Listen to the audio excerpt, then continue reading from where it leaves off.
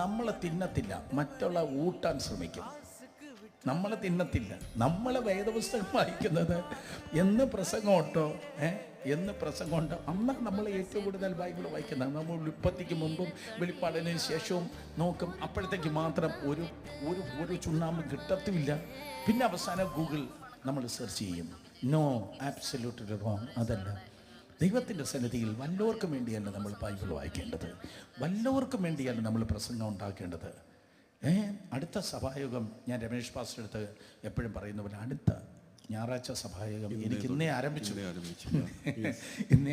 Lord teach me. കർത്താവ് എന്നോട് സംസാരിക്കണമേ എന്ന് പറയുമ്പോൾ കർത്താവ് എന്നെ മിനിസ്റ്റർ ചെയ്യുന്നതാണ്. ഞാൻ അടുത്ത ഞായറാഴ്ച സെപ്റ്റംബർ 1st വീക്കാണല്ലോ, കമ്മ്യൂണിയൻ സർവീസാണ്. അടുത്ത ഞായറാഴ്ച ഞാൻ എന്നിലൂടെ കർത്താവ് അവിടെ മാത്രമേ ജീവനുള്ള ദൈവത്തിൻ്റെ വചനമായി നമുക്ക് ജീവിക്കാൻ തക്കോണം